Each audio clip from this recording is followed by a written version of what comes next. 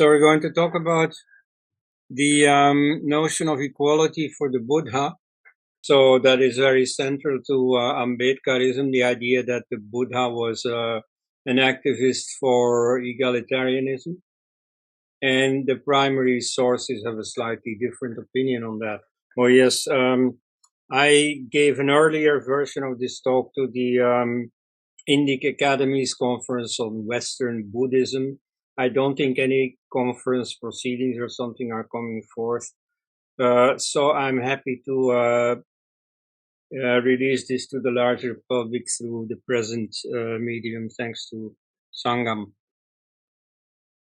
Right, so what about Siddhartha Gautama? Because that was his birth name. So he was an elitist, or with the usual Sanskrit term for that, an Arya par excellence. He was born as the Raja of the Shakya Republic. Now, Raja is usually translated as king, which is not the correct term in the case of a republic. Rather, he was the president for life. But anyway, he was the top dog, and so his son was already in a very advantageous position to become the next or a next president for life. Moreover, he was very talented. He served in the Senate of that republic since his age 20. He had the advantages of princely upbringing and so on. So he could have made it. And indeed, he was so talented politically that he was consulted throughout his life for political advice. Of course, also and especially for yogic advice, but lesser known also for political advice. And so that way he kept on fulfilling the prediction made at his birth, namely that he would either become a great ruler or a great sage. He chose for being a great sage, but you see, without being strictly a ruler, he did retain a certain political role in the background. So these republics, there were 16 of them, I think, in ancient India. They are now often cited as proof that Hindu civilization is quite compatible with democracy, that next to a number of monarchies, there were also republics. So yes, to some extent that is true. So they had a consultation in assembly. Everybody was welcome to attend the assembly, but only the kshatriyas, the nobility, was meant to take the decisions there. It was a system with an elective rulership. This is an Indo-European institution that pops up here and there elsewhere, like in the Holy Roman Empire. There was a system of a rotating emperorship among 7 of the ruling nobles. So there were many nobles in little earldoms and dukedoms and so on. 7 among them were the Kurfürsten, the electors. And so they chose one among themselves to be the emperor. Then when the emperor died or abdicated, they had to choose a new one. So it was not automatically the emperor's son who became the successor. Anyway, so that institution existed there. And so it was certainly not a autocratic rule. And it was a relatively relaxed system in which the Buddha had grown up, and he also applies it later when he is organizing his own Sangha. Now, to say that this is democracy or that this is equality is, of course, the projection of modern ideas onto ancient times. Even within his monastic order that he founded later,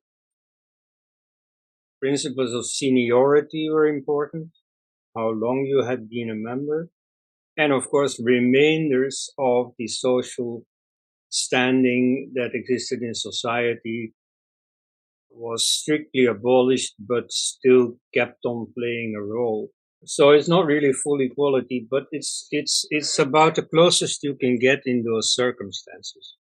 So in modern India, Buddhism has been captured by people who want to promote caste equality or who want to advocate the interests of the Dalit castes. And the result is that a lot of injustice is being done to original Buddhism, which is quite different, doesn't have that emphasis on social reform at all.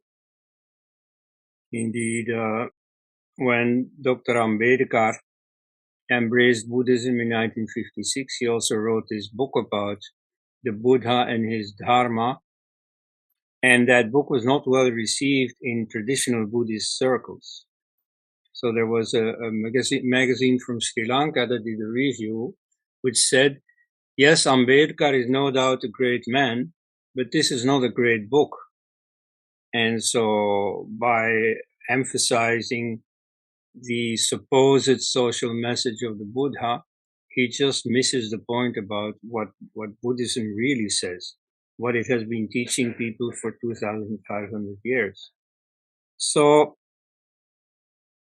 let's focus on what the Buddha really says and how this relates to the modern Indian version of Buddhism. So what about the Buddha himself? Well, he was an elitist par excellence. He was very well placed for a career in the Shakya Republic. He was the son of its own president for life. He was a member of its Senate. He was, of course, a member of the aristocracy, the Kshatriya caste. And so that's what he could have done. And to a little extent, that's also what he did, because he remained very much in demand for political advice. You see, of course, as a spiritual teacher principally, but also for political advice. And we will see a few instances here. So he could have focused on that. Instead, he became first a yogi and then a yoga teacher. But nevertheless, his social teaching is somewhat relevant. I guess you can send this PowerPoint also to all the people watching. So this merely reaffirms that this republican system in India was a traditional system. Modern Indians like to boast that, unlike many other countries, they have had a certain democratic tradition next to a monarchical tradition, and that's true. Though we shouldn't project too much modern ideas on the caliber of the Republican rule at the time. It was not a modern democracy, really more an aristocratic rule, but it had a great division of powers. It had a system of consultation. So it was protected against some of the dangers that you have in the monarchical system. So he was at home in that system, and he would also advocate it the few times that he's asked for political opinions, and he will apply it also to his own monastic organization or Sangha. So the Buddha uses the word Arya all the time. And many Hindus think that this had the meaning of noble in the usual metaphorical sense of being magnanimous, being dutiful, and so on. Very positive, laudatory term for someone's character. Now that's only a metaphorical meaning. It really means someone of the nobility class. Someone who is high placed due to his birth. And therefore, when the Buddha uses this term, we should again be wary of projecting modern meanings onto ancient terms. So the Buddha taught the Chatvari Arya Satyani, that is to say the Four Noble Truths, and the Arya Ashtangika Marga, the Noble Eightfold Path. And his entire teaching is often called the Arya Dharma, the noble teaching And so that might mean noble in the modern sense, but there are strong reasons for referring the ancient and largely sociological meaning, namely upper class, elite. So how do we know that? Namely, one of the meanings of Arya is also, this is to make it even more complicated, one of the meanings of Arya is also Vedic.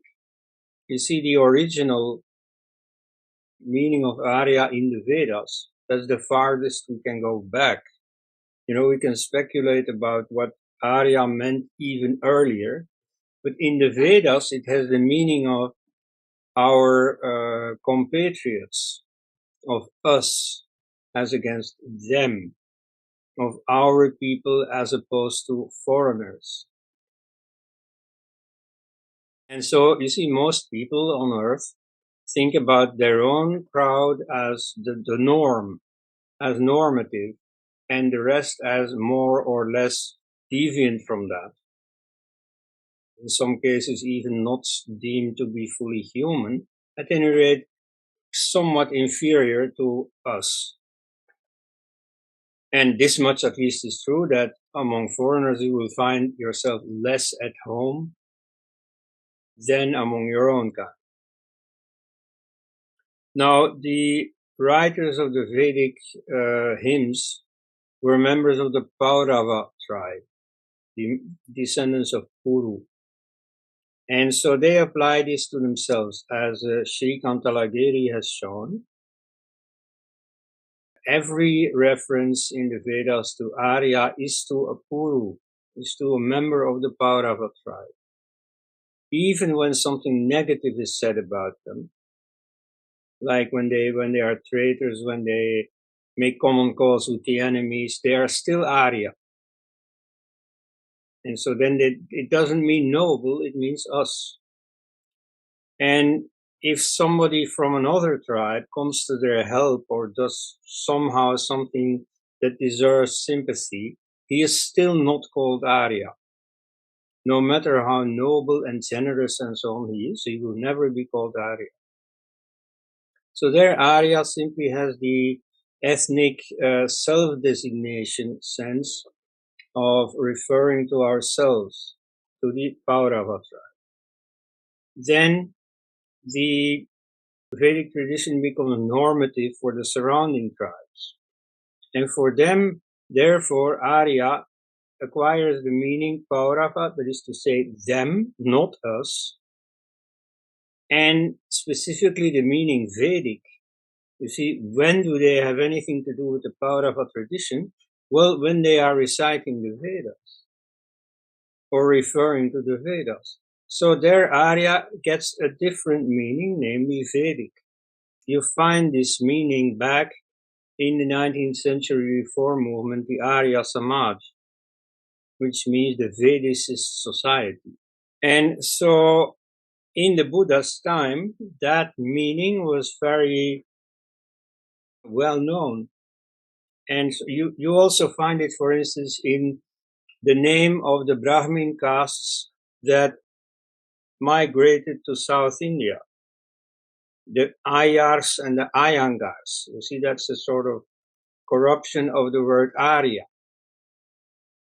And so the people who brought the Vedic tradition to South India, who were invited by South Indian kings to bring in the Vedic tradition to give more prestige to their dynasty, they used the word Arya in the meaning Vedic.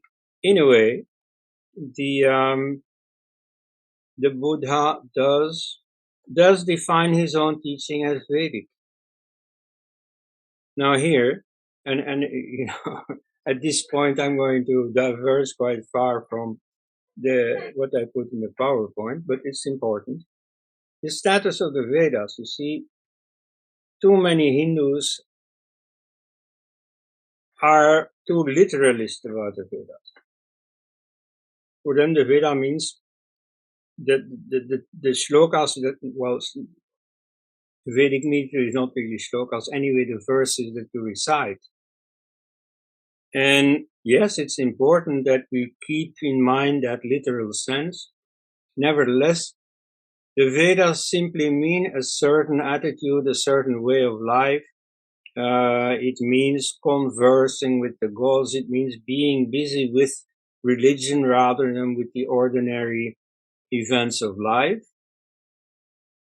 And so it is in that general sense that the Buddha is going back to the Vedas. You see, what he sees around him is still Vedic, but veering rather far away from the Vedas. And so, you see, in human history, this is a recurring thing that people say, oh, we have to go back to the roots.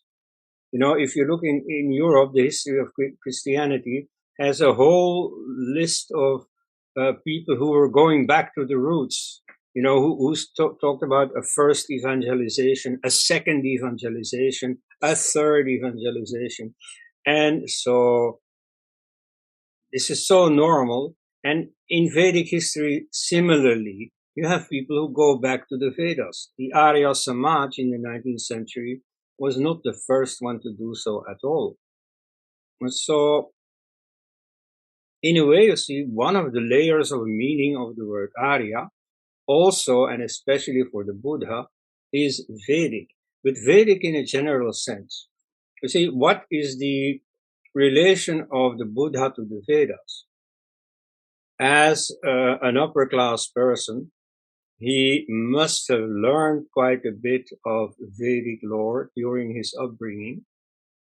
And indeed, he refers a few times to the first Upanishads, not by name, but he takes ideas from them. You can also see in his discourse that he has kept a number of thought forms that are typical for the Vedas, typical rhetoric from the Vedas that he also uses. So yes, he was conversant with the Vedas to some extent, but he was not a Brahmin. He was probably not in the business of reciting the Vedas. He must have studied Sanskrit, but there's no sign that he spoke Sanskrit. If he gave his discourses in the vernacular and not in Sanskrit, some Buddhist separatists say, oh, this means he was against Sanskrit. No, it doesn't mean that at all. It simply means that he was practical. His audience didn't speak Sanskrit for the most part. He himself, maybe some broken Sanskrit, sort of like me. But you see, he did not make a choice. Okay, am I going to speak in the vernacular or in Sanskrit? Oh, I'm going to choose against Sanskrit. No, that's not the situation at all. He simply wanted to communicate his ideas, and his audience spoke the vernacular, and he, of course, himself also spoke the vernacular far more fluently than Sanskrit. And so that was the obvious choice. Okay, but nevertheless, with the Vedic ideas in general, he was conversant. And so they are much simpler than what they had become later on. For instance, this is a bit of a little obsession of mine, but I'm going to voice it anyway. I think it's pertinent. The Vedas should not be seen as a divine revelation. You see, some people really crawl, you see, with a heavy weight on their back, that's the Vedas. They have been thrown over mankind by someone up in heaven. No, no. You see, they are completely natural poetry, very good poetry, technically speaking, very good poetry, but nevertheless, they're a human artifact. And so they contain lofty ideas, good ideas, great ideas, but human ideas. And so the Buddha takes it up from there. Whereas around him, many people have started this literalism, this worshipping the Vedas. And so that's not how he sees the Vedas. And that's simply a grown up attitude.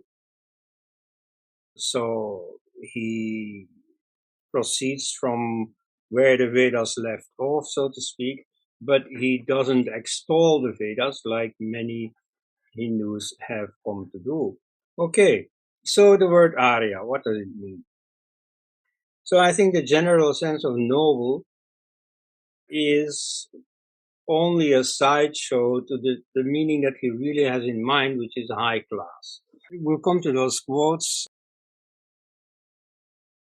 There's also the caste system, and the usual interpretation by those Ambedkarites is that Arya really means upper caste, and that's also one of the meanings of Arya. So Arya means elitist; it means us. You see, the meaning us and the meaning elite are very related. Why?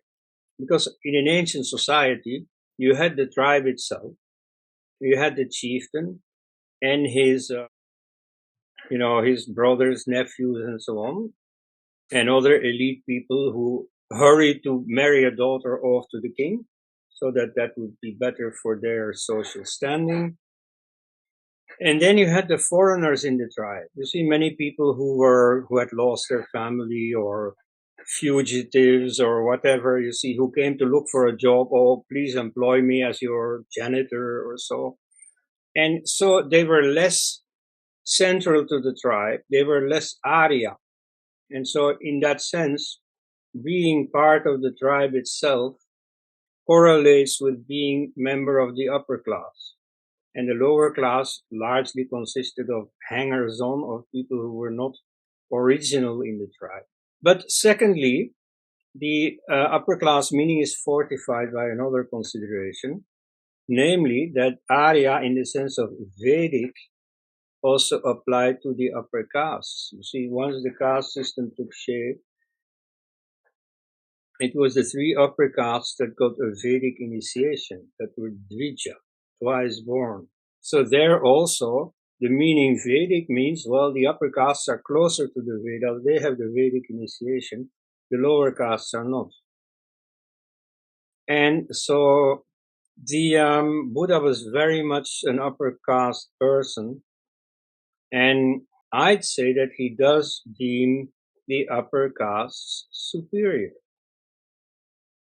Now, at that time, the caste system was not the frightful thing that outsiders imagine it to be, and that often it really was at the height of the caste system. Now, here we have to be precise about what history and other sciences have to say about caste. You see, in the Vedic age, there was no caste system. It is only at the fag end of the Vedas, in a hymn that is moreover often said to be interpolated from later, that the four varnas are mentioned. That is to say, the four layers, the four functions in society. But even there is no caste. Even though later that verse has often been used as a justification of caste. Actually, it has no caste in it. It doesn't have a hereditary profession. It doesn't say how the castes are recruited. And it doesn't have endogamy. That is to say, it doesn't say that members of a particular caste have to intermarry within their own caste. So the two basic criteria that set a caste apart from any other social grouping are not there even in the one hymn at the end of the Vedas. So caste comes in later, and in fact, we shall see that in the Buddha's own lifetime, we see a crucial step within the evolution towards caste.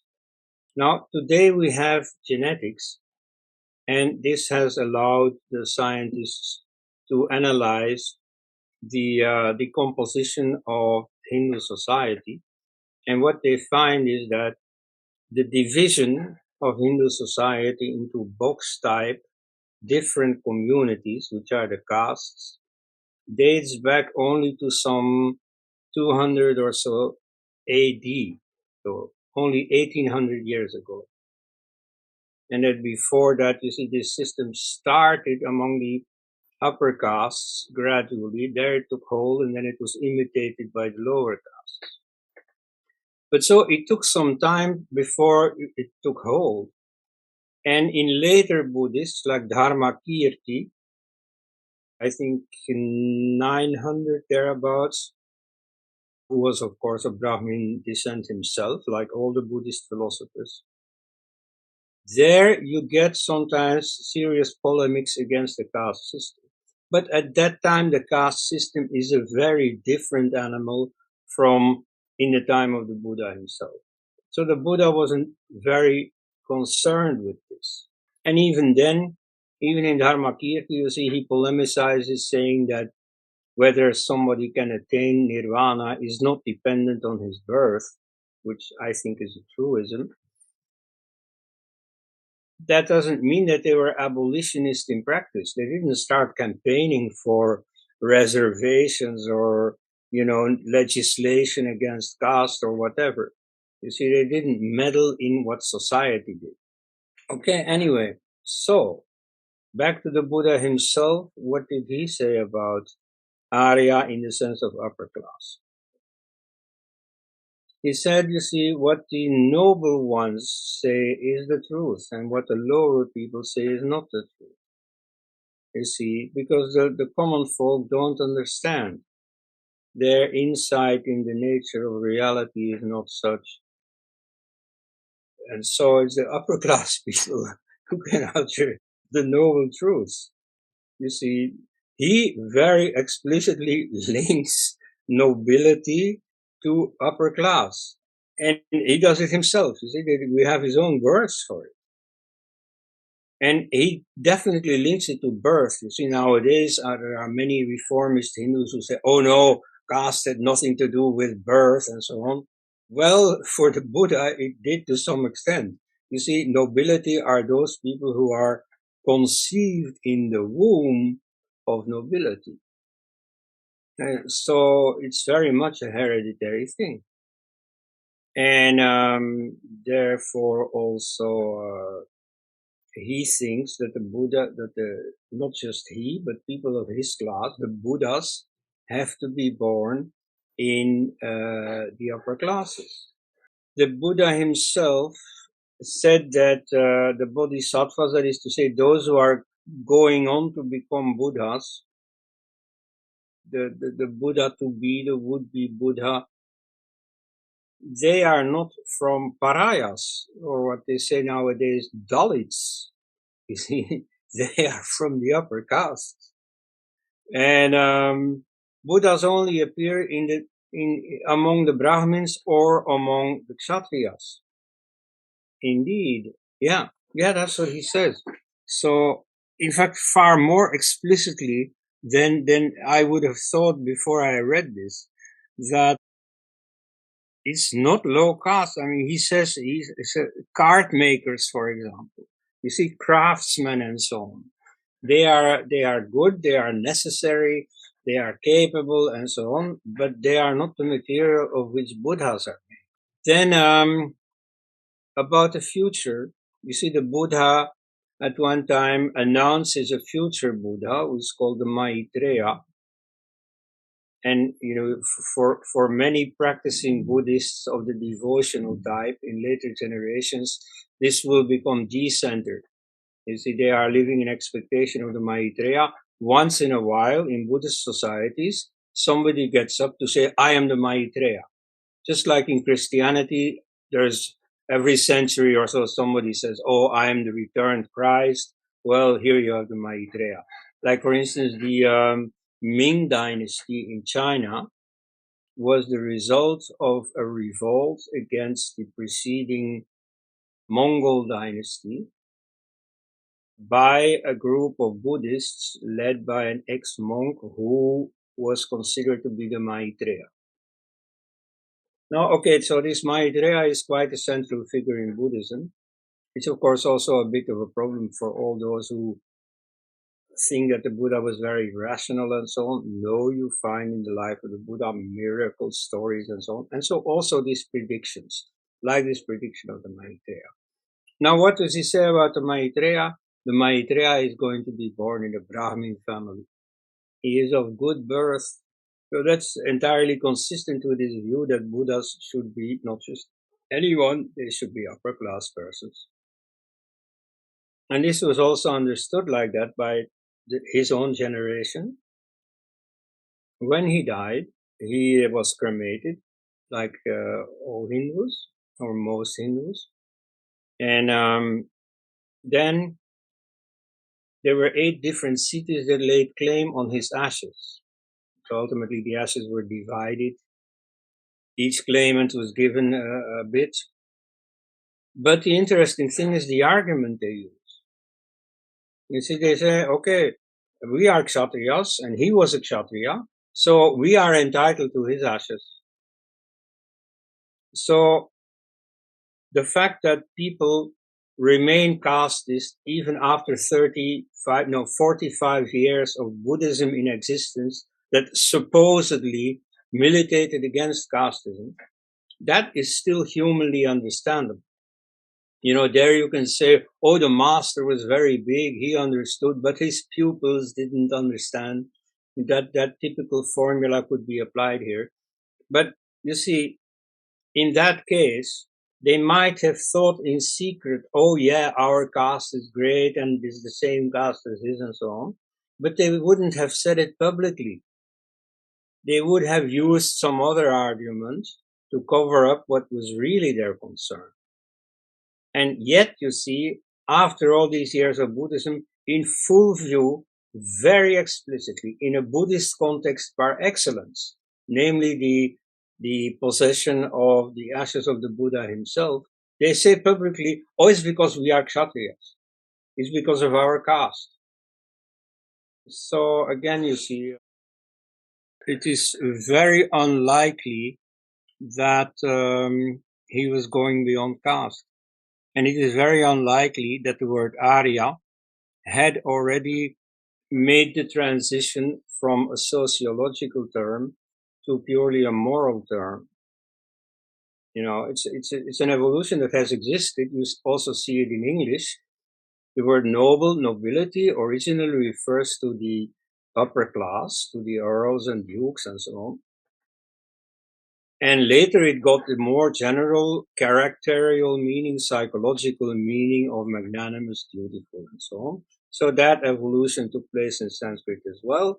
But at the time of the Buddha, we were not yet that far. The word Arya still had its older sociological meaning of upper class. In that context, of course, it will not be a surprise that the Buddha often refers to people as nobly born, as if that matters. Like, for example, in his 7 rules of non-decline, there is one that refers to the duty to have respect for women. And so there you see, it comes to say, oh, women of noble birth are not molested, are not abducted, and so on. But so he specifies nobly born. And you know, that's repeatedly the case in his discourse.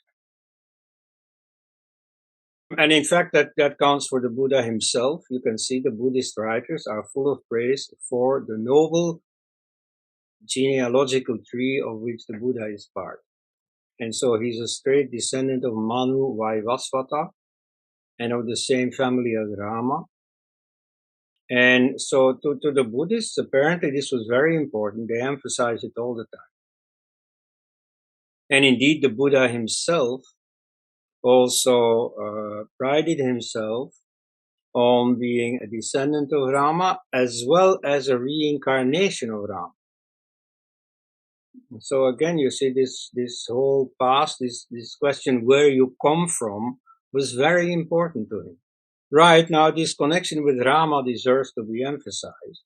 Strictly speaking, it's not that important, but you see nowadays they make it important. So in the Jatakas also, the birth story, the stories about the previous lives of the Buddha, it is said that, well, there is in fact a very brief retelling of the Ramayana about Rama and about his father Dasharatha.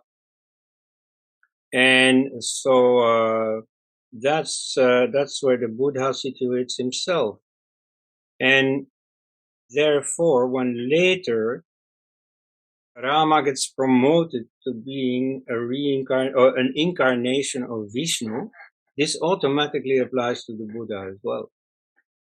So the Buddha too is a incarnation of the same fellow of whom Rama is an incarnation, namely Vishnu. Apologies for calling Vishnu a fellow, but okay. The interesting thing here is that this Neo-Buddhism is very insistent on the Buddha not being an incarnation of Vishnu. Now, what does this mean, you see, to be an incarnation of Vishnu? You see, many devotional Hindus nowadays say, oh, but you see, the Rama was an incarnation of Vishnu. And then they discuss, was Balarama an incarnation of Vishnu? According to some Puranas, the brother of Krishna, namely Balarama, was also an incarnation of Vishnu. But others say, no, he's off. Now it's the Buddha. The Buddha is an incarnation of Vishnu. Well, you see, all these quarrels are so senseless to me. All that this incarnation doctrine means is that Rama, Krishna, and arguably the Buddha had the same role as Vishnu within Hindu mythology. Namely, Brahma the creator, on the other hand, Shiva the destroyer, but in the middle, Vishnu the maintainer. And so he maintains dharma. Whenever dharma starts becoming weak, he restores dharma. And so what Krishna does, according to the writers about Krishna, the Mahabharata writers, he came to restore dharma. So he did what Vishnu does. And similarly, Rama, you see, he's besieged by adharma in the form of Ravana and his crimes. So he restores dharma. And so, according to the later generation that knew the Buddha also came to restore dharma. So they were all incarnations of Vishnu. And so, this is the grown-up meaning of being an incarnation of Vishnu. You see, it's not some status, you see, at some point Vishnu up there nominates someone, oh, you are my incarnation. That's not how it goes. It's just a figure of speaking. And according to that figure of speaking, yes, the Buddha can be considered an avatar of Vishnu. Now, in 1956, when Dr. Ambedkar embraced Buddhism, he extracted from his fellow converts, and I put the word convert within quote marks because in Hindu history there has never been the idea of a conversion of Hindus to Buddhism, just as there is no conversion of Hindus to Vedanta or to any other sampradaya, any other sect within Hinduism. But so he borrowed this Christian notion of conversion to apply it to himself. So he converted to Buddhism and he extracted the promise not to see the Buddha as an avatar of Vishnu. Now, again, you see, if you study the meaning of this term, this is senseless. You see, if you conceive of someone with the characteristics of Vishnu, then you ought to also be able to see that the Buddha is more or less playing the role in human history of Vishnu. Then in 1999, I think, this Mr. Goenka, who led the Vipassana movement, that is to say the mindfulness movement, the restoration of a specific meditation technique pioneered by the Buddha. So it's a big movement. They have these 10-day retreats. I did a few myself of intense practice of precisely that meditation technique. So he did a very good work. Nevertheless, he was a very dogmatic Buddhist separatist. And so he went to the Shankaracharya of Kanchipuram and extracted from him a promise that no, henceforth Hindus will no longer call the Buddha an incarnation of Vishnu. Now, I don't know the facts on the ground, whether it has had any impact at all on Hindu practice, I haven't seen it, but it is typical that he made that promise. You see, he was completely blown away by Goenkas, or generally by the modern objection to this whole doctrine of Avatar, of Vishnu, and so on. And so, like always, it was a compromise, it was an agreement between Hindus and others, in which Hindus gave everything and received nothing.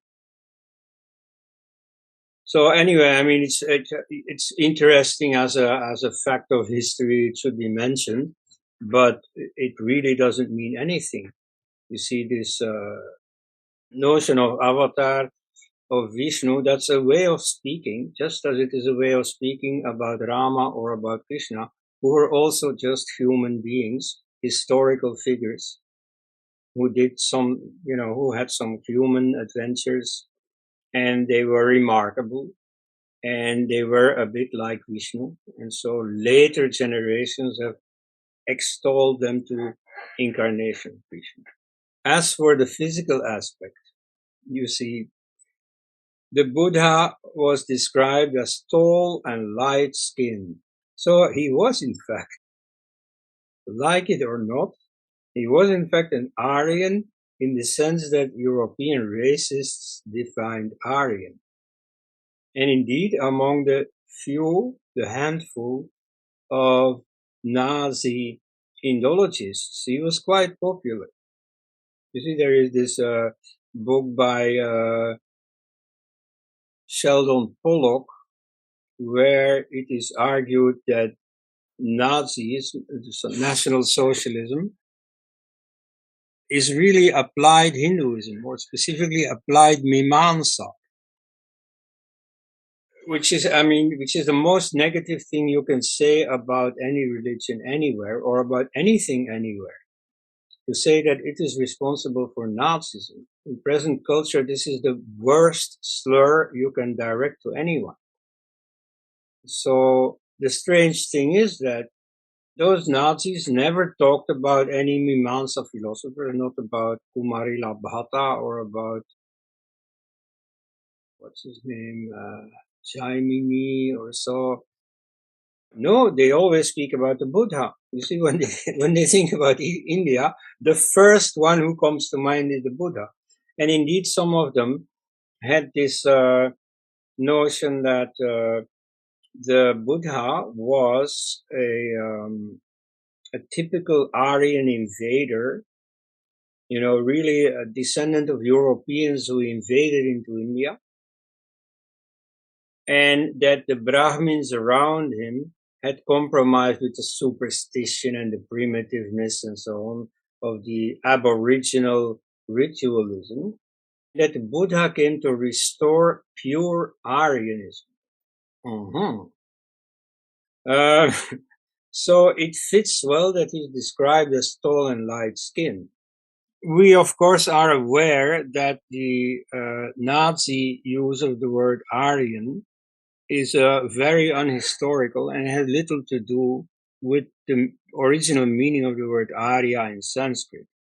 So we need not go into this, historically rather bizarre and funny belief that is, of course, also now long gone, but it hints at another more realistic theory, namely that the Buddha was Iranian. You see, compared to the average people in Bihar where the Buddha grew up, Iranians are relatively tall and certainly far more light-skinned. There is another element that might point to an Iranian origin, namely their fierce endogamy. Endogamy in this case does not just mean that people marry within their caste. No, it means that people marry really close relatives. Like the Buddha himself had only 4 great-grandparents because his family was totally inbred. And so his paternal grandfather was the brother of his maternal grandmother, and so on. So it was totally inbred. And that is a custom that is typical for the Iranians at the time. Incidentally, also for the Dravidians at the time. But it was forbidden for Brahmins. So in Brahminism, like in Roman Catholicism, you had these forbidden degrees of consanguinity. So you could not marry your sister, you could not marry your niece, and beyond that, I don't know the exact details, but at any rate, they absolutely wanted to marry you as far as possible from your own direct relatives. So that's not the case for the Buddha.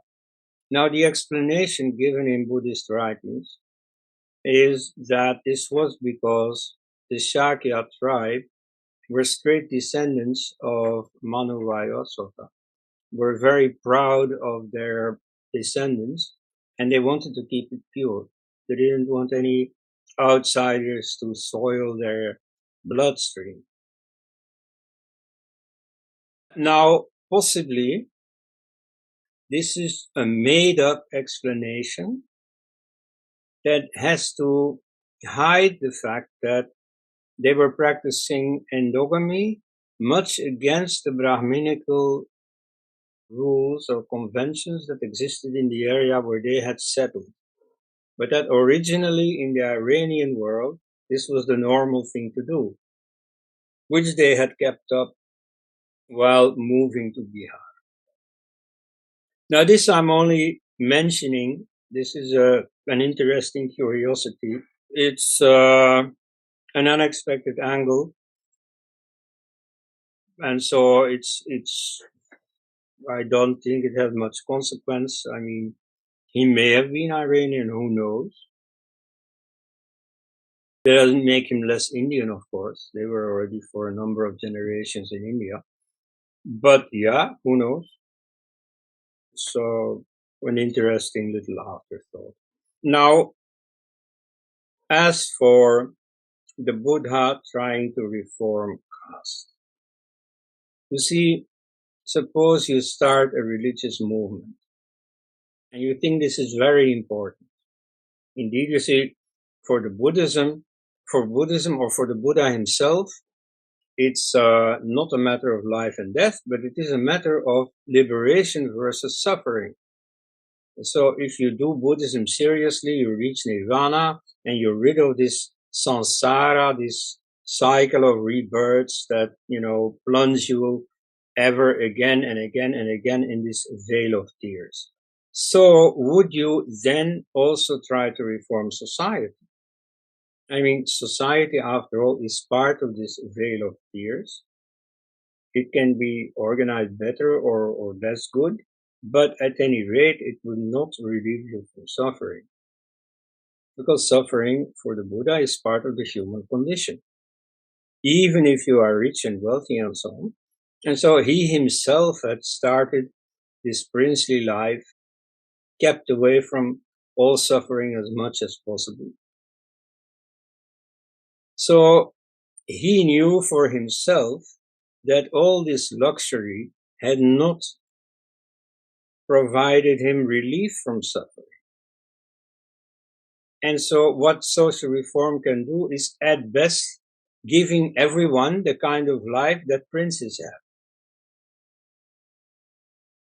So you see, that would be perhaps nice, but it would not achieve the goal that he was going for, namely liberation from suffering.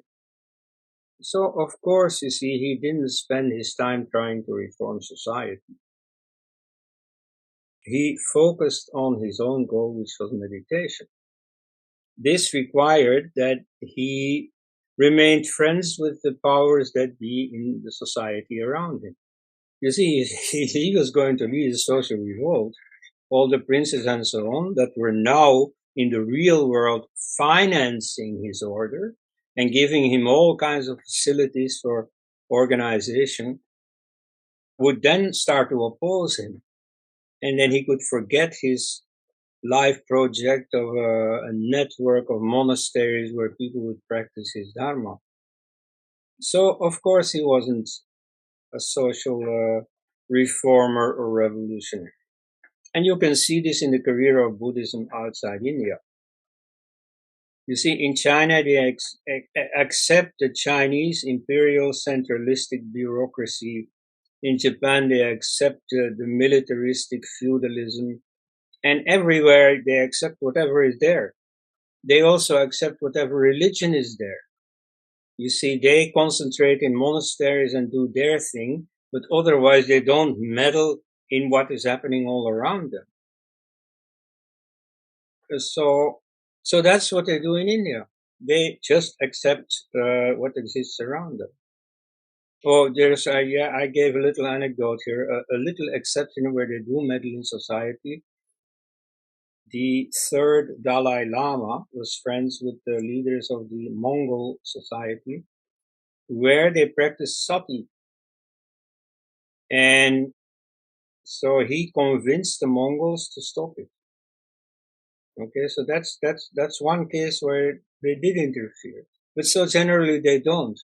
Like Emperor Ashoka, who is always praised, you see, by the enemies of Hinduism as a sort of role model of how to oppose Hinduism.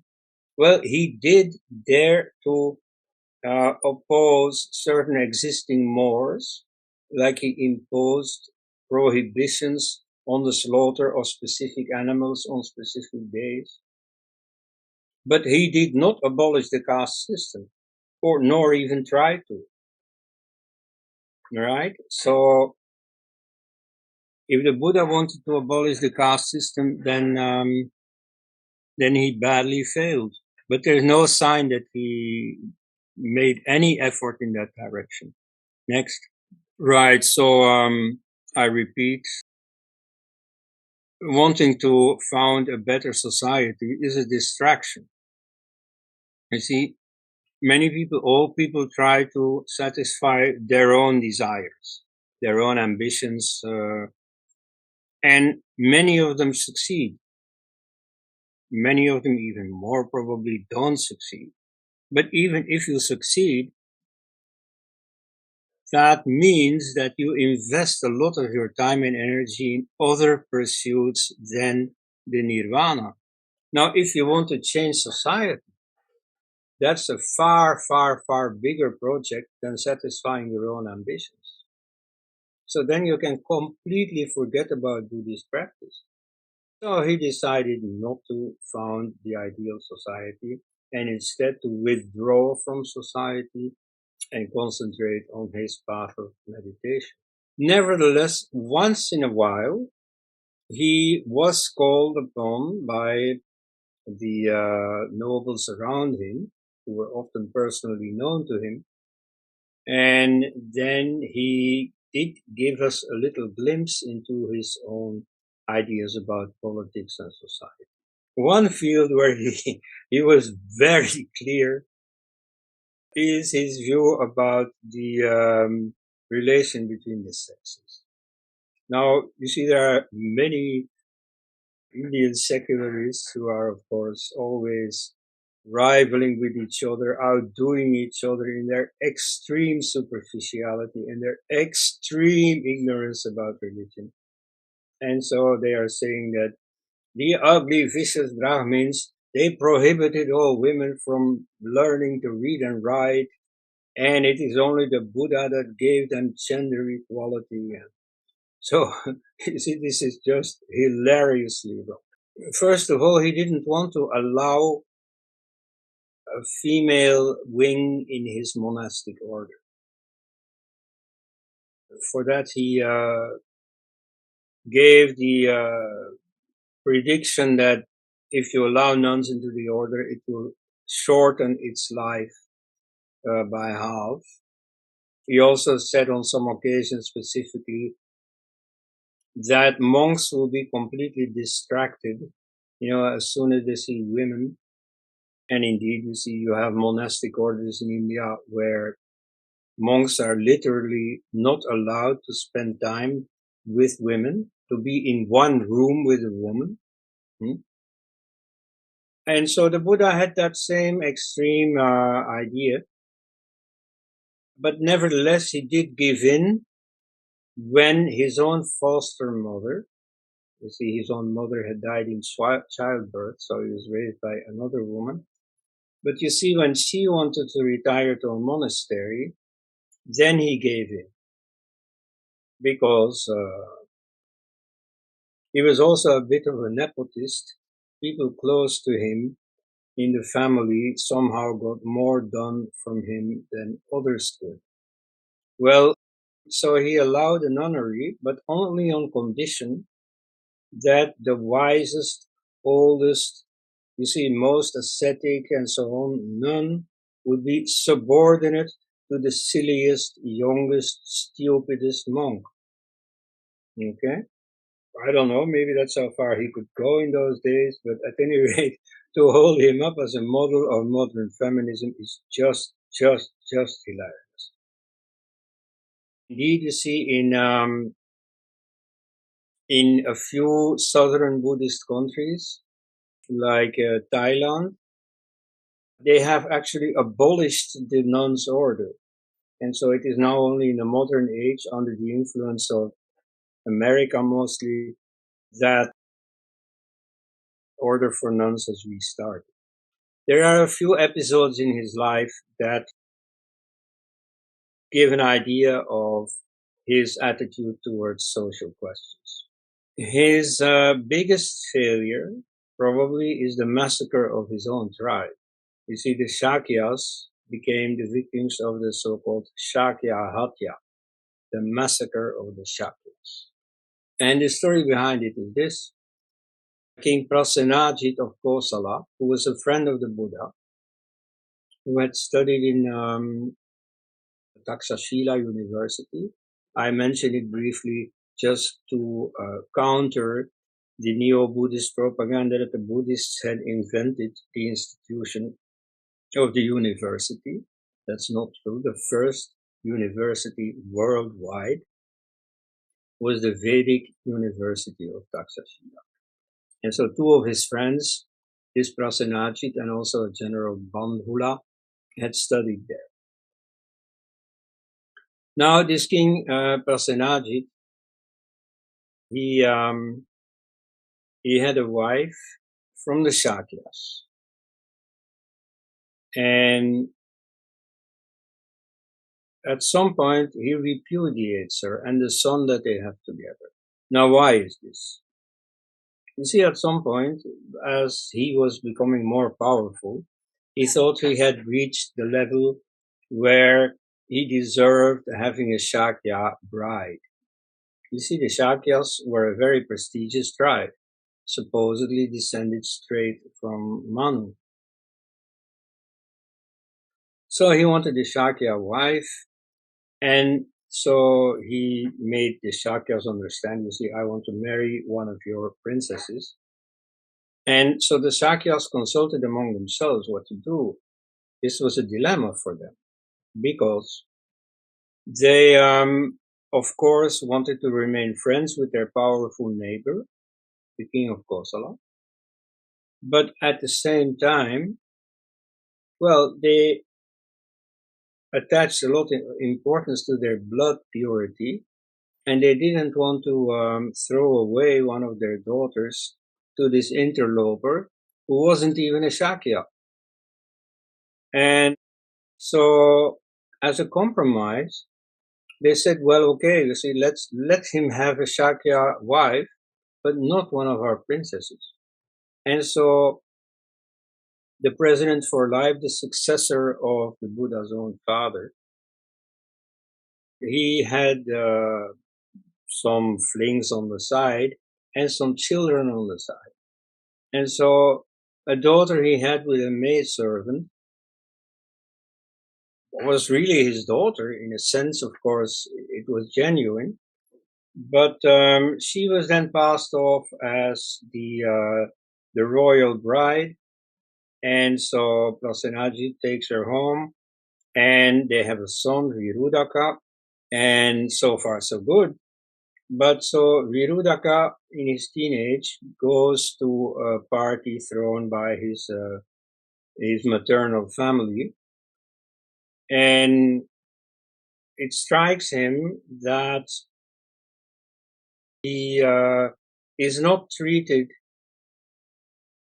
as a brother or a cousin should be by the youngsters of the Shakya leading families. Only the younger kids greet him with all pomp and circumstance, because they are duty bound to do this because of his age. He's older than them, but not necessarily because he's family of them. And so the older ones don't greet him that way because they don't have to do it because of age, and because they don't want to do it because he's not family of them. They know the real story. Now that puzzles him, but okay, he doesn't know. But then later that evening, the party is over, they go home. Then suddenly one of his assistants remembers that he has forgotten something. So he hurries back to the place of the party where they are taking everything down. And it's the late hours, you see, they're a bit drunk and so on. And so they're not guarded. And so he overhears them saying what the real story is. He also sees how the seat on which the prince has been sitting is being cleaned as if an untouchable has been sitting there. Okay, so he knows now the true story. Then the son Virudhaka confronts his father. Do you know that I'm not a real Kshatriya? I'm the grandson of a maid servant, a paramour of your father-in-law. So when Prasenajit hears this, he is shocked, and he repudiates his wife and their son. Now the Buddha hears of this, and what does he do? You see, if the Buddha was anti-caste, as people say, then this would have been the perfect opportunity to ridicule this whole caste business. He would have said, okay, this is the wife, you loved her so much all these years, and suddenly because of caste, you're going to repudiate her. What is this? Your son, you see, the dearest, in your whole life, you're suddenly repudiating him because of some caste story. That is not what he does. Instead, he impresses upon Virudhaka that, after all, he is a Kshatriya, and so his son is also a Kshatriya, automatically, regardless of what the wife or mother is. And in fact, in that reasoning, even the wife is a Kshatriya because she's also the daughter of this president for life of the Shakya Republic, who is a Kshatriya. And so even though the mother is a maidservant, the father at least is a Kshatriya, so the daughter will be a Kshatriya, right? So what he does is he applies the old idea of caste. As I said, caste in the Vedic age didn't exist. Then in the Mahabharata we see it coming up, but it's still only in the paternal line. The most famous example is Vedavyasa. Vedavyasa is the son of the sage Parashara, who in modern terminology we would call a Brahmin. And so he conceives her on some little adventure with this girl who ferries him across the river. And so the son born of that union is automatically seen as a sage himself. He's the son of a sage. The mother is not a sage or from the class of sages, but nevertheless that doesn't matter. He's the son of a sage, he's a sage himself. And indeed he's celebrated by Hindus as a sage par excellence. Guru Purnima is Vedavyasa Purnima. He's the guru par excellence. So at that time there was no rule of endogamy, which is now defining for caste. So caste already existed, but in the paternal line, you were supposed to follow in the footsteps of your father, but the provenance of your mother didn't matter. So that's the system that The Buddha knew that was in vogue when he was young, and he defends that system. And so he says, according to that system, there's no problem. Stop worrying about the provenance of your wife, your son, and so on. This is all quite all right. But you see, the young son doesn't see it that way, because clearly by that time, at least in the upper circles, the idea of endogamy has taken root. So the mother has to be of the same caste as the father. And then, the father takes them back. You see, he drops this repudiation, but the son isn't appeased. And so he plots a coup d'etat against his father, in which, by the way, the Buddha also plays a role. Because it is when Prasenajit consults with the Buddha that his charioteer, waiting outside, but clearly supporting the ambitions of the young prince, takes the regalia of the father back to the capital, gives it to the son, who is promptly coronated. And so the father is out of power, and this happens on the Buddha's watch. You see, the Buddha is sitting inside talking with Prasenajit, not aware that outside the charioteer is part of the plot against the father's royal status. And so after Virudaka has taken power, he sets out to massacre the Shakyas, which he does. And so the Buddha first tries to stop him, but then ultimately relents. And so the massacre actually takes place. At that time, when that happens, the Buddha is tragically reduced to explaining to the monks what is happening. And so he uses this to explain the theory of karma. Namely, it's because of a past life. The Shakyas at that time were the villagers in some village during the hot season, when the big river has shrunken to a little rivulet, and many of the fish are on the dry, and they beg the villagers, please throw us into that little water that remains. And the villagers didn't do it, they laughed at them. And the Buddha even gives a little detail. He himself was a boy then, and he took a stick and he hit the fish on their heads. And so therefore, says the Buddha, again explaining karma, that is why I now have a headache. You know, this is the karmic consequence of having hit them on the head at the time. But of course, I am the Buddha. Therefore, for me, karma is not that serious. Whereas they, you see, they are getting massacred. And the story is not fully over, because the soldiers then, after accomplishing their mission, go back home, and they camp out on a riverside to sleep for the night. But just then, the hot season is over and the rainy season starts. And the water overflows, and all the soldiers are drowned. And that's karma, because in their past life, they were the fish who were begging, please throw us in the water. And now they are being thrown in the water. See, that's karma. But so that's all very interesting. But in fact, it's a terrible failure, a tragic failure. That you see, after all this life of lofty teachings and so on, he has to, and this happens totally at the end of his life, he's 78 or so, to hear that, you know, his whole family, his whole people gets massacred. Right. And then there's another failure. I've put it here in some detail. I won't repeat it all, but you know, all the people who watch this, you can send this to them. This is another case where a politician asks him for political advice. And here is very political. The kingdom of Magadha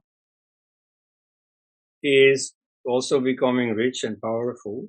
That's where the iron mines are situated.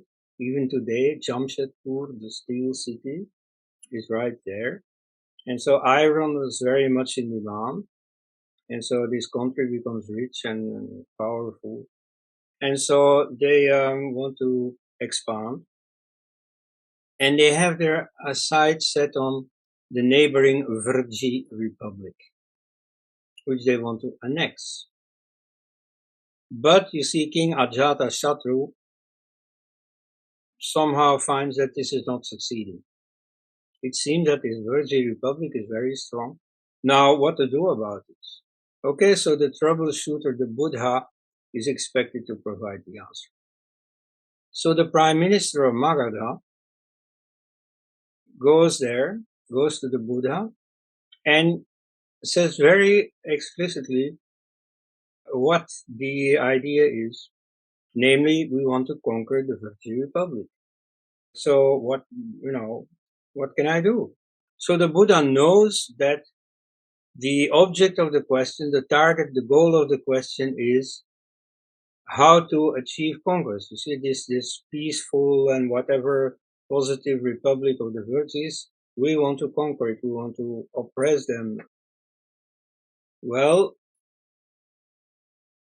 the Buddha doesn't say, oh no, I'm a pacifist. I don't want to do anything, have to do anything with conquest. No, you go ask someone else.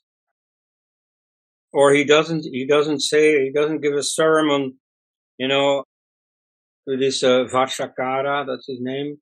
He doesn't give a sermon. No, you shouldn't conquer other countries. No, he doesn't do that at all. He cooperates. And so he gives a very famous explanation known as the 7 precepts of non-decline.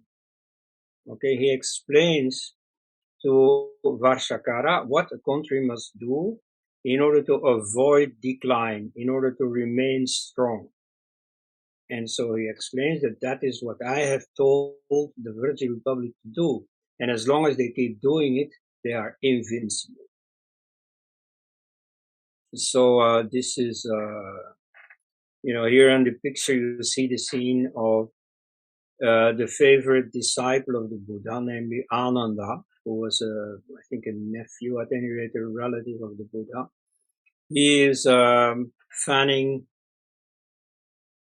cool air during the hot season, so sitting next to the Buddha, and then on the other side is the Prime Minister Vashakara.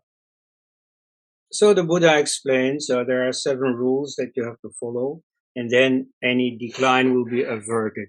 Okay, so the first one is unity. And so, and then you get a rhetorical formula. You see 7 times in a row, he gives the whole same speech, but filling in a different virtue every time. So now it is unity. And so the Buddha asks Ananda, are the virtues united? Yes, they are united. As long as they remain united, they are far from decline. So unity is the first rule. That's I'd say obvious. Then you see they have to take their decisions in harmony. Like you see here, he has clearly the assembly of his own tribe in mind, where they have consultations. It's not the king taking some decision on a whim. No, they all consult. I mean, they all give their viewpoint. And so it is the wisdom of crowds that operates here. You see, many people give their opinion, then you come closer and closer to a really well considered decision. And so, as long as they keep taking decisions in harmony, they are far from decline. Then they should follow the Dharma, the Sanatana Dharma. They should keep on following it. They should not trespass against it, and so on. As long as they do that, they are far from decline. Then they should revere their elders. And as long as they venerate and obey them and so on, they are far from decline. Then they should respect their women. Women and girls of good family should be protected and treasured. They should not be abducted. the men should not covet other men's wives, and so on. You see, in that whole field, there should be peace and respect and so on. And as long as they do that, they are far from decline. Then the sacred sites have to be respected. And I mean, everything of pilgrimages and religious festivals and so on have to be observed. It's very important to jointly have a sort of cultic practice, and that strengthens the harmony and the fellow feeling and so on. And as long as they do that, they are far from decline. And finally, you should provide support and protection to the arhats, that is to say, to all the holy men. When they are coming to your village, you should feed them, you should give them hospitality, and so on. And as long as you do that, far from decline. So these are the 7 precepts of non-decline. The prime minister understands, okay, this is it. And in fact, the way that he takes his leave suggests that he's not going to attack the Virgin Republic, because he understands, okay, you see, as long as they do all this, they are invincible, right? So there's no point in attacking them.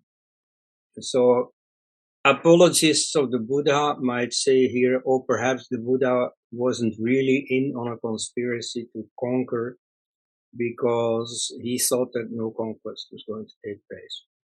Which, of course, then has the drawback of saying that the Buddha was an ordinary human being who didn't see through the secret motivations of this prime minister. Yeah, well, at any rate, then he proceeds to conquer the Virgin Republic. So the sequel of the story is, then Varshakara leaves the Buddha with the impression that nothing is going to happen. But then, nevertheless, he himself hasn't forgotten his task, this Varshakara, which is to weaken and ultimately conquer the Virgin Republic. So what does he do? He acts as if he is in favor of the virtues. So the Magadha kingdom has a cabinet meeting where this Varshakara makes a big scene in favor of the Virgin Republic, saying against the king that we shouldn't attack.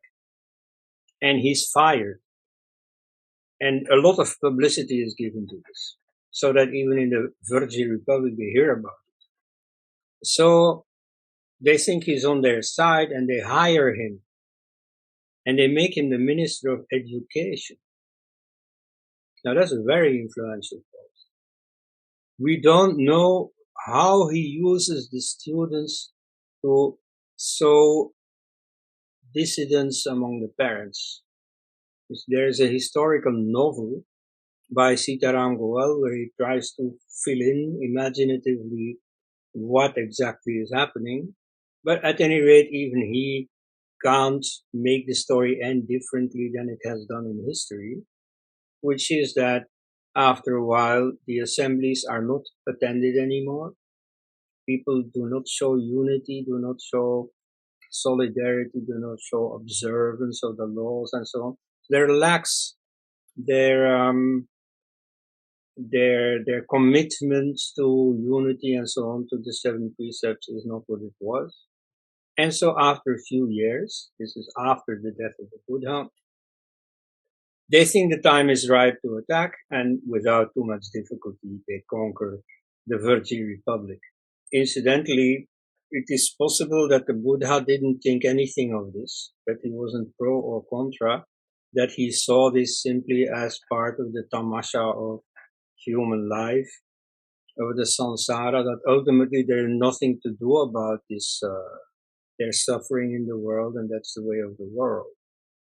We know at least that years later, there was an important conversation, which is sometimes cited in texts about Buddhist philosophy, between this same Ananda and the same Varshakara, where, items of Buddhist philosophy are discussed. So it seems that the Buddhist order, at any rate, didn't have anything against Varshakara because of this trick he played on them at the expense of the virtue republic. Okay, so what little do we know about the Buddha's view on society and politics? I think the few episodes we have that pertain to this are clear enough. So he is in favor of the system that he grew up in, which was a republic, with some amount of consultation, not a democracy in the modern sense, but still something more relaxed than an authoritarian system. What is very remarkable is that he advocated heartfelt care for traditions. You see, he was not a revolutionary at all, neither socially nor religiously. He wanted the existing mores, the existing traditions, the existing pilgrimages and religious festivals and so on to be continued. And these were, of course, inevitably mostly Vedic. He very, very, very rarely spoke out on social matters, but when he did, he turns out to be a sort of conservative, very similar to his contemporary Confucius in China. And so the whole idea of Buddha as setting society on its head, abolishing caste and so on, just not there. That's also a question we can ask. When he gave this advice about the 7 precepts that make a state invincible, should we take this serious or not? You see, these 7 rules are good, undoubtedly. They are a very good set of principles to follow. But do they make a state invincible? Now that's a question. You know, this reminds me of Mahatma Gandhi, who also had lofty ideals that didn't work in practice, or that didn't have the desired effect in practice. Like, for example, he believed in soul force. You know, because of your soul force, you become invincible. He said that as satyagrahi, you see somebody who follows his own system of non-violence and so on, is invincible. No, that's not true.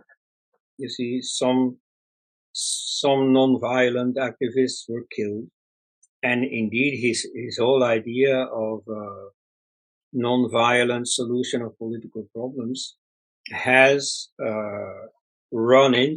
bumped into obstacles from the real world. You know, his non-violent campaigns did not achieve independence.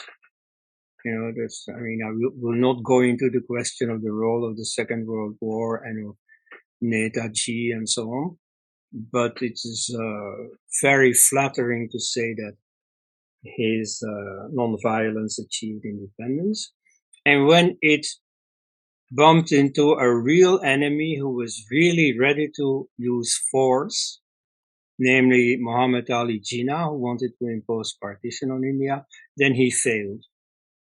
And so similarly, when the Buddha advocated these 7 rules of non-decline, well, they're nice, they're good, but they failed in achieving the objective that he set, namely that the state of the Virtual Republic will be invincible. No, it turned out not to be invincible. So all these good things in this world, in this veil of tears, no matter how good, they are vulnerable, they are susceptible to decline.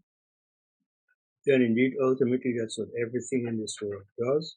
So all his ideas about how to organize the world and society are interesting, are good, are lofty, but are relative.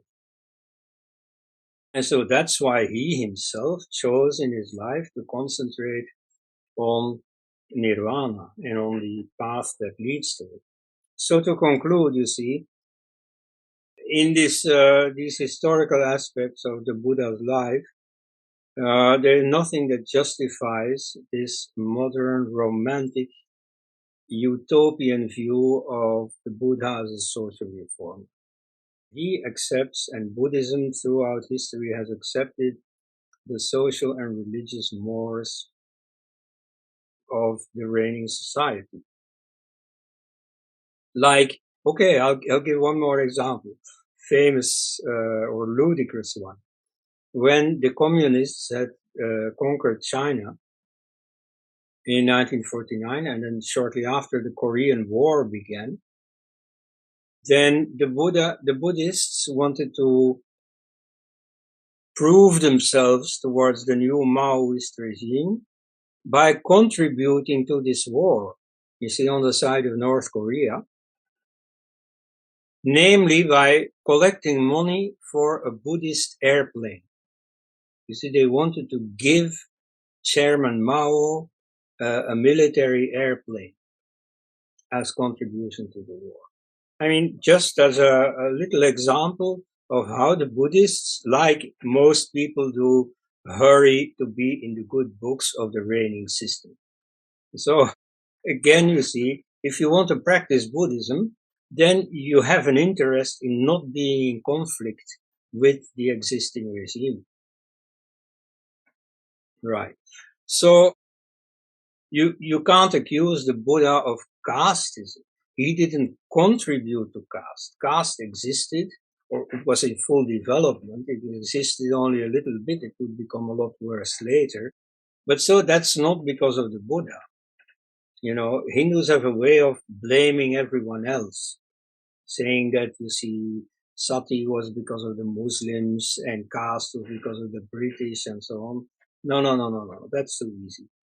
And so in the case of the Buddha, you see, caste or fledgling caste system was very much part of the system that he belonged to. And he didn't add to it, but he didn't diminish it either. Right? That's in fact the main thing that I wanted to explain against existing misconceptions. Thank you. Swayam Tiwari asked this question that Dr. Elst, you're using caste and class interchangeably. Are you saying caste in the ancient India was more about privilege and class strata? Well, caste is a specific case of class. It's a class that is defined by birth. And I know that the word caste is a bit problematic because it's not an Indian word. There are in India two terms that are often like interchangeably translated as caste, namely jati and varna. Jati is a birth group, quite literally, and you belong to it by birth. There are a few exceptions, especially in the case of intermarriage. If some foreigner marries someone, then effectively he becomes part of her caste. You know, has to do with her relatives and so on. And so, especially once they have children who are part of the caste and gets integrated, you know. And but more generally, you see, 99.9% of people belong to the jati that they are born into. Then varna is something else. Jati is of indeterminate number.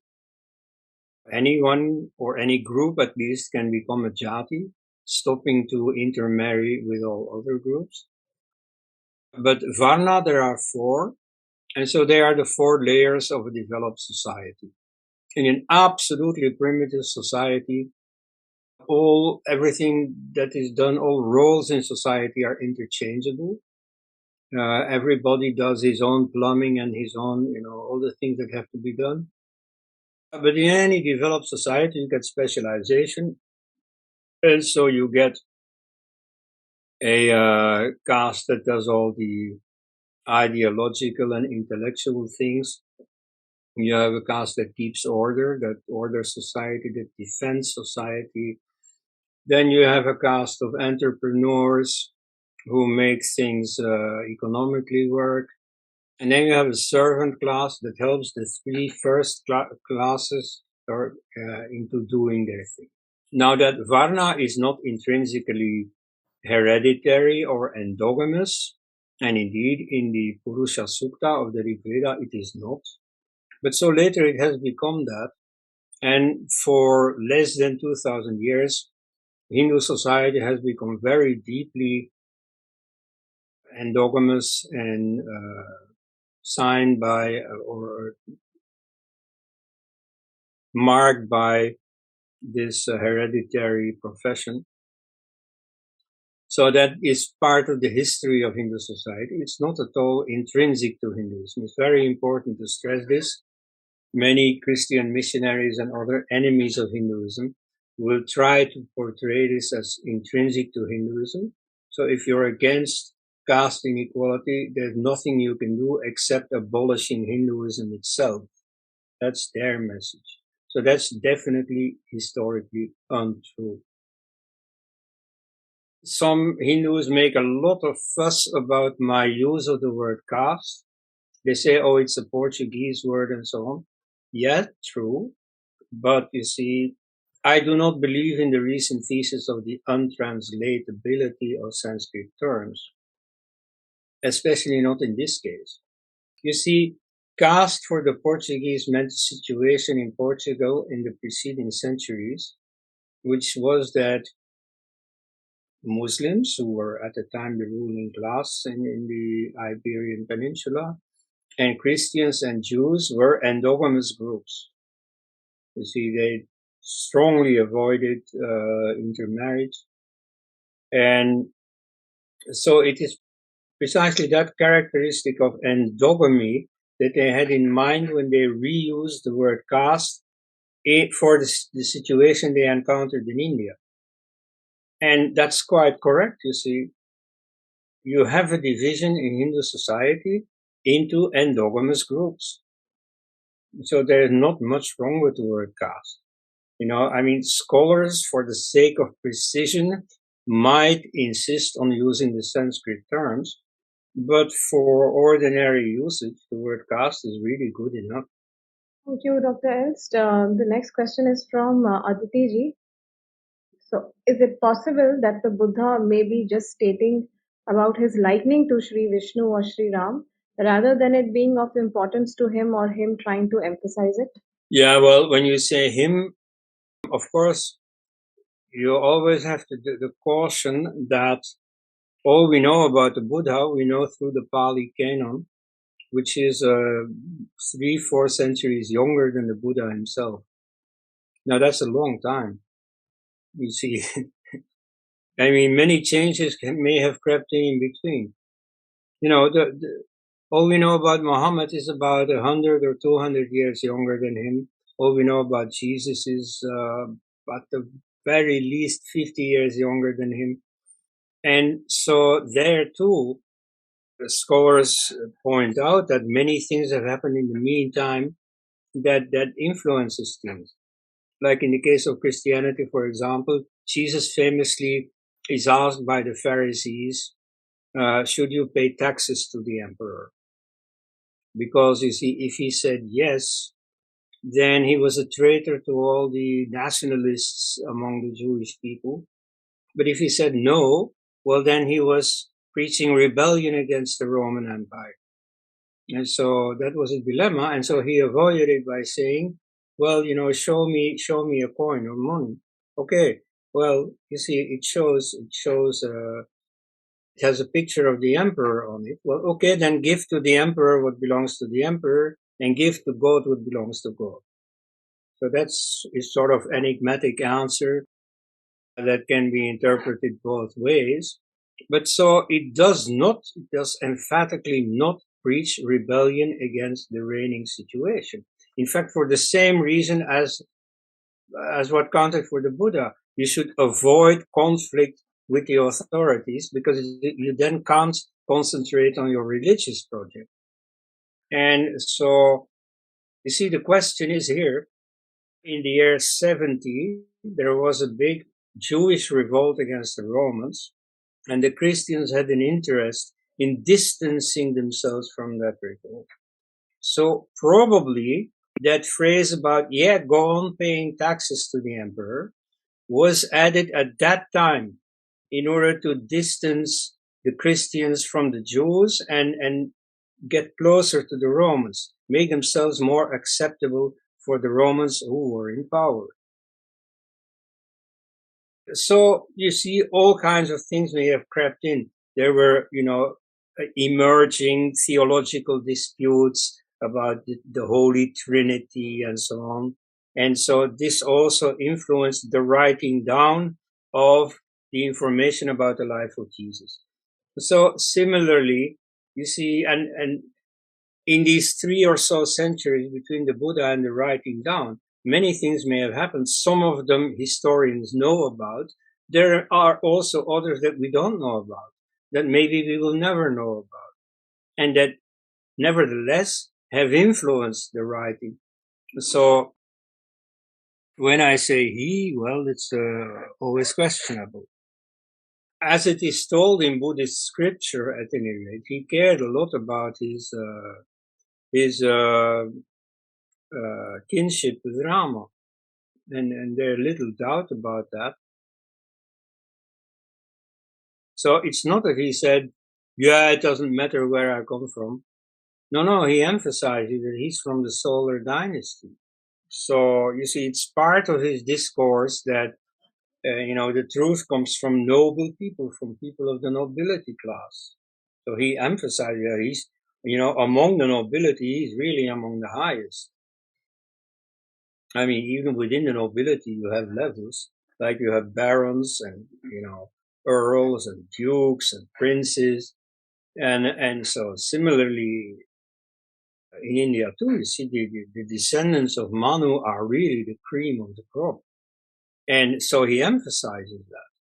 And so that's part of his propaganda for Buddhism. You see, regardless of the very wise contents of his Buddhist teachings, you see, it is clearly very important for his audience that he's of good family. So that's something he regularly emphasizes.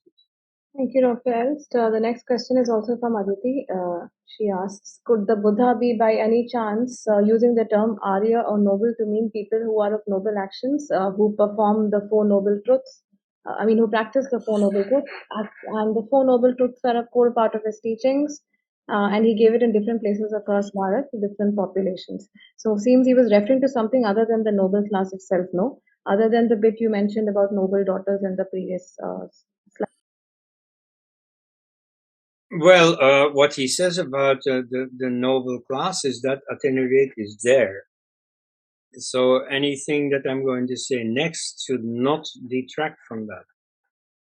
But yes, within his own teachings, within his own yogic and ethical teachings, there, of course, the social background becomes less and less important. Also in his monastery, they are doing things that have nothing to do with the background. And they're all doing the same. They're all sitting down for meditation.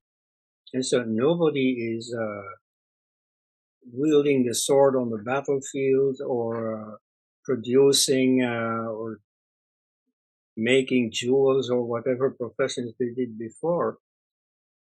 So there you see these social distinctions matter less and less, which is not typically Buddhist. In general, in Hindu sampradayas, if you take sannyas, if you become a monk, you do your own funeral rituals. So it is like the lay person that you used to be dies. And so you get a new name and no longer your old family name, which as Hindus know is a caste title.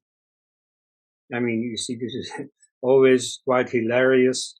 You see when Westerners get to know Indians who are called Sharma or Tiwari or so. They don't know that family name carries a whole story of where they fit in society, what part of India they come from, what caste they come from, or what subcaste they come from. But so you drop that name when you become a monk. And so if you're called Yogananda or Vivekananda or so, in principle, nobody can see by that name where you come from. So caste identity becomes unimportant once you join an order. And so that was the case with Buddhism too, but that's not typically Buddhist. Dr. S, the next question is from Ramakrishnan ji. In every society, ancient or modern, there are more or less glamorous professions. So could the Buddha's Arya or Eightfold Path, Ashtangika Marg, the right livelihood rule specifically, have led to a formal downgrading of certain other professions like fowlers or butchers and strengthening and justifying any pre-existing caste prejudices? Well, in principle, yes. You see, right livelihood implies that there is also a wrong livelihood. And that is more true for some professions like butchers, for example. So you could, and probably the idea that there was a wrong livelihood already existed before. You see, he emphasizes that, but most of these precepts are not totally new. Like you see, if in the Panchashila, that is the basis that every beginning Buddhist promises. In fact, I myself, you see, I follow these Vipassana courses, and so at the beginning, I too have taken the oath of these Panchashila.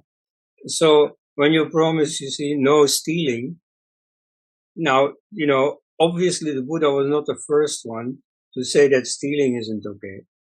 You see, Moses in the Ten Commandments says the same thing. And, ethical precepts in societies the world over have said you shouldn't steal, you shouldn't kill, and so on. So here to say that working as a butcher is wrong livelihood is not entirely new. But nevertheless, yeah, you could say that within all the circles that respected the Buddha, yes, it confirmed that butchering or so was not the best thing to do. Next question is, the Buddha's steadfast refusal to address metaphysical questions seems to be a literal application of the Vedic Nasadiya Sukta. Maybe he knew it, maybe not. The original Sukta, on the other hand, seems to be an expression of awe, wonder, and mystery. So, was the Buddha literal minded? He certainly reputed to be just the opposite. So he was certainly not a literalist reader of scriptures. He took the meaning and then applied it in practice. And so that's precisely what he emphasized. He should not be stopped by any metaphysical considerations. You forget about them. You see, come to practice. So that's one of the things that makes him so popular in the modern age. You see that he just dispenses with all the metaphysics. So, Dr. Elst, we have a question from Dipanjali ji. Dipanjali ji asks, did the Buddha refer to Vedic text sources when he gave his talks and advocated compassion for all beings? Because it is well known that these are not his original ideas. Did he ever attribute his ideas to Vedic sources? No, he did not give any footnotes in his discourses. And so there are some where he follows the Upanishads fairly literally, but it's only modern scholars who have identified the likenesses of his phrases and Yajnavalkya's phrases. So no, he never made that reference, not that I know of at any rate. The idea of compassion, yes, is not 100% original, though it gets an emphasis in Buddhism that you don't see anywhere else. A little remark that is a bit off topic that might open up a new discussion, but I'll say it anyway. Some scholars have said that Buddhism has greatly influenced Christianity, and that you see, even though the career of Christ can only be understood within the Jewish context, that nevertheless, as he became a sort of popular preacher, he used a lot of the existing ideas, you see, ideas that were in the air. You could compare it a bit with many of the modern gurus, like this Bhagwan Sri Rajneesh. You see, he was a very lousy fellow, but he was a great intellectual. You see, he knew how to pick ideas from different traditions and make them palatable and, repackage them for his, Western or Western-oriented audience. So that's what Jesus also did. Now, it appears that Buddhist ideas were in the air in the Middle East. And so, as you remember, Ashoka sent missionaries everywhere. And so Buddhism ended up in China and then from there to Japan and so on. It ended up in Sri Lanka. Well, you see, it may have ended up also in West Asia. Only there, ultimately, the mission was not that successful.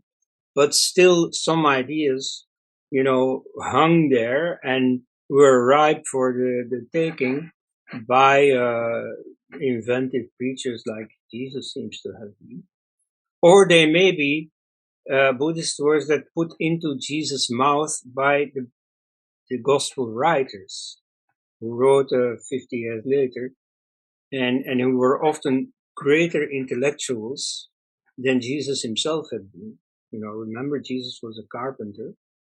So anyway, you see, there are a number of biblical passages, and they are, as it happens, the most popular ones among modern Christians that seem to be taken from Buddhism. And some episodes also, like Jesus walking on the water. There's a case where the Buddha walks on the water. Or when Jesus said that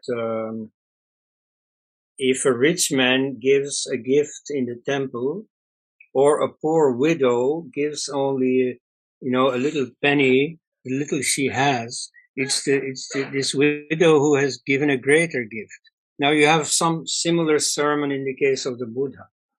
And so it is those parts of the gospel where he comes out gentle and compassionate and so on, that happen to be the most quotable parts of the gospel. So you see, that may be ultimately due to the Buddha. And so the value in Christianity of charity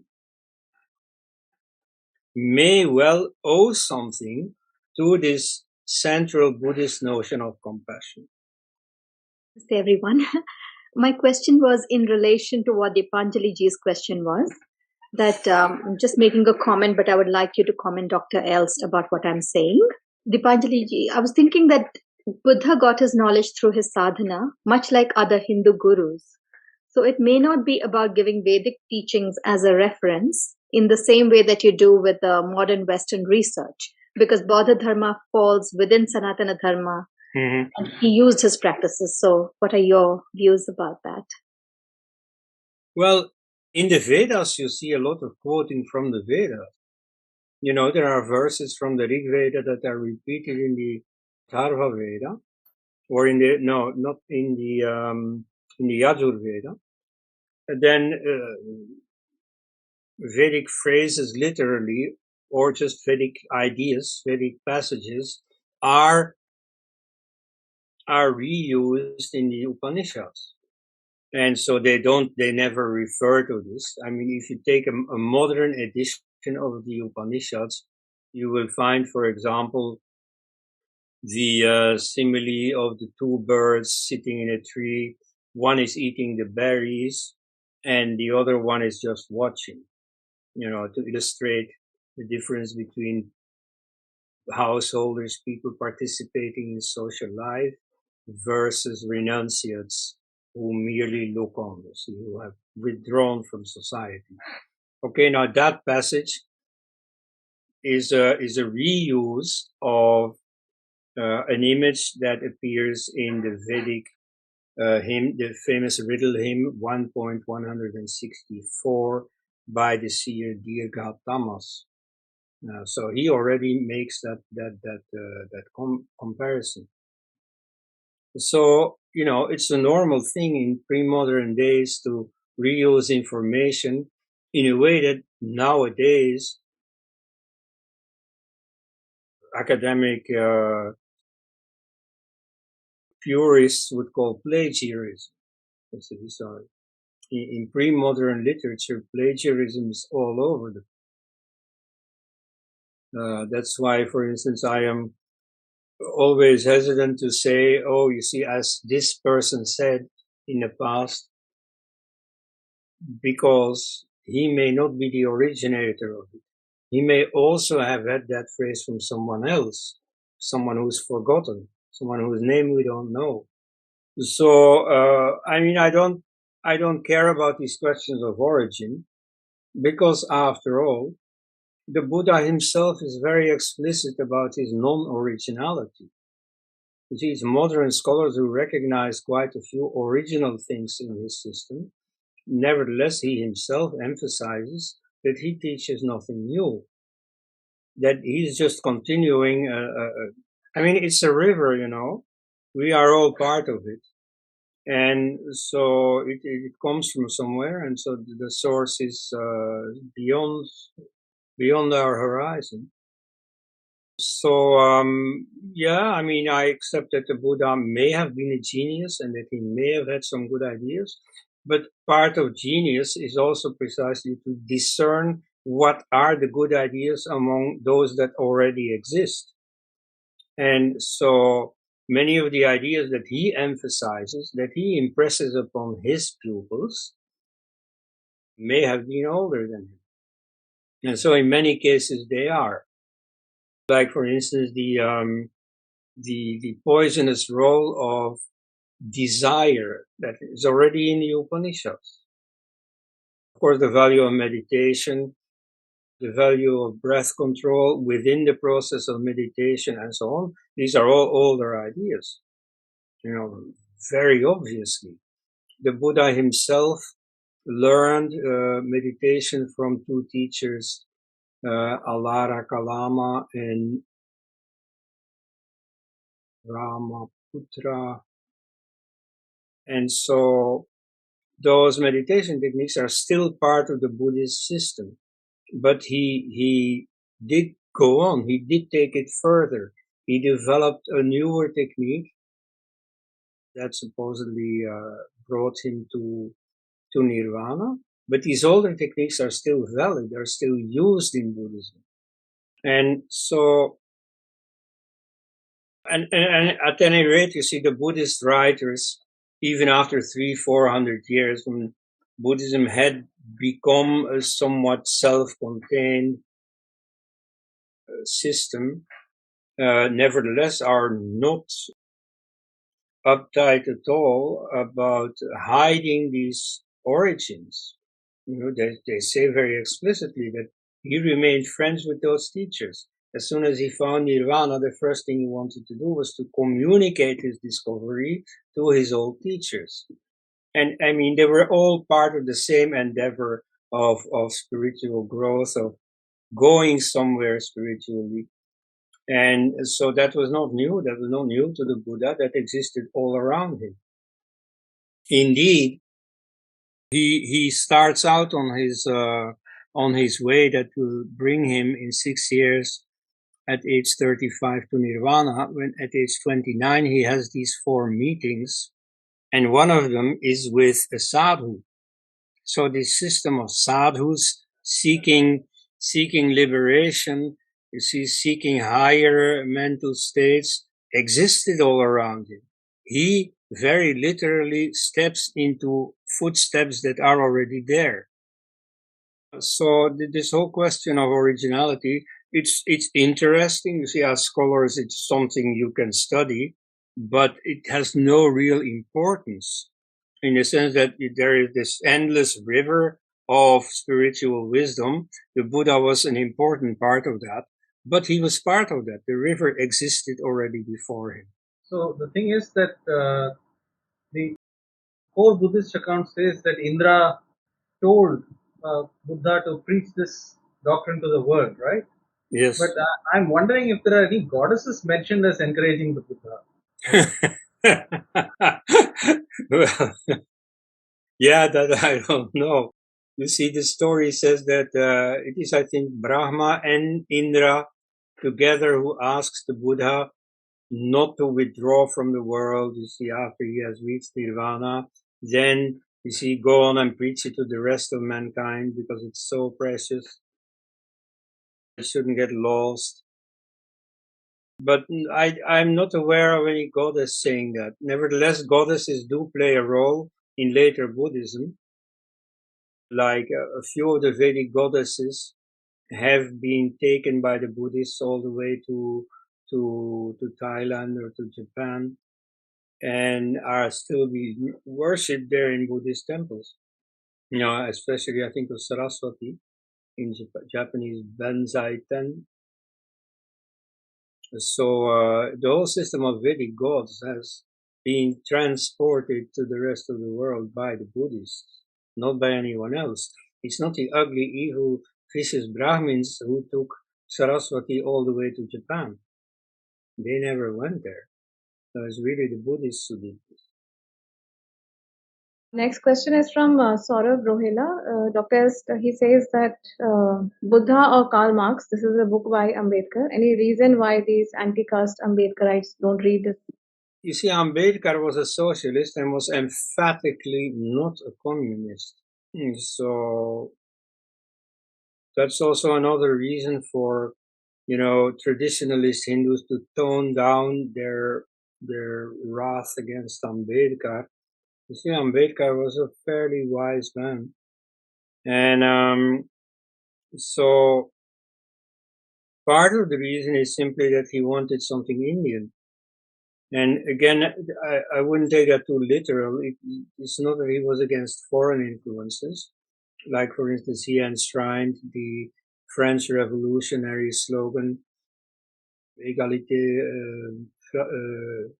liberté, égalité, fraternité, so liberty, equality, fraternity, or freedom, equality, and brotherhood into the Indian constitution. But nevertheless, you see, he emphatically said, okay, I have not converted to Christianity because I don't want to help foreign intrusions into India.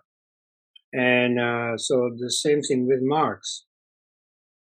China has lost much of its culture because it embraced this foreign Marxist ideology. And so that's the nationalist reason why he prefers the Buddha. Then I have to say that in my reading of Ambedkar is already 30 years old, so that's not so fresh anymore, my knowledge of these books. But at any rate, the whole framework that Marx uses of class struggle is less appropriate to the specific Indian situation, which the Buddha was part. Now, of course, the Buddha functioned in an India of thousands of years ago. And so to what extent, you know, even the image of the Buddha that Ambedkar cultivates, you know, Buddha being anti-caste, you know, even that is not the same thing. Even if it were true, it was not the same thing in the society of 2,500 years ago. Though maybe Ambedkar didn't realize sufficiently the history of the caste system. The caste system was not always there. And indeed, he has his own scenario, which I think is historically untenable, but nevertheless, he has his own scenario for why the caste system came into being. He too does not say that the caste system always existed. So in a way, you see, he's more lucid, more rational about the history of caste than, for instance, the Christian missionary, who insists that caste is a part of Hinduism and that there is no solution for caste except abolishing Hinduism. But otherwise, I mean, you see, Marxism in his day was very much up for view in communist China. And so all kinds of terrible things were happening there. And this was not what Ambedkar wanted. He thought, you see, India had a far more humane solution than Marxism-Leninism. And so, you know, that's one of the great parts of Ambedkar. You know, he was relatively discerning. You know, some of his ideas and so on are a bit obsolete, but on the whole, you see, he was he was one of the good guys. Absolutely. Okay, actually, not a follow-up question. I just want to clarify, Dr. Elst, that I did not mean did Buddha, when he speak, give a citation.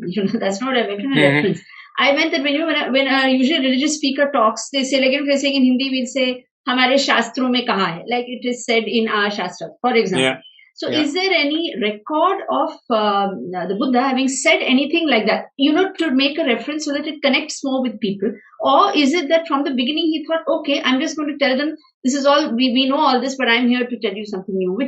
In which case he's very clear he wants to start a movement. That is why I asked the question of the citation, because everyone knows these things were there. There's actually nothing particularly original in that sense. That was what I meant, not so much. Oh yeah, well, I think there is a caste background to this. Brahmins would offer references, you see, just like today academics offer references. But politicians don't. Or sometimes, depending on the audience, when they want to sound learned, they may say, as this great fellow said, and then also without quoting the year or the page or so, just as that person said.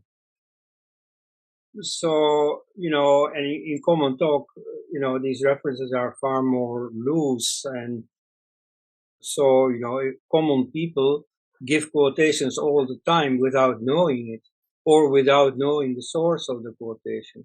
And so it's in that vein that the Buddha used to give speeches.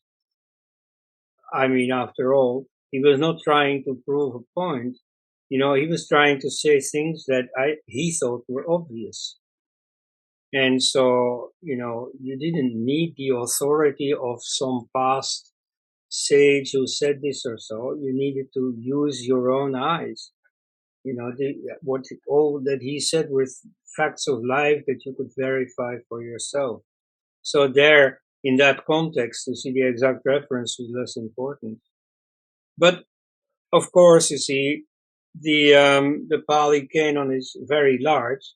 Also, the later Sanskrit texts may, as they themselves claim, also have some tradition from the Buddha that didn't make it into the Pali canon.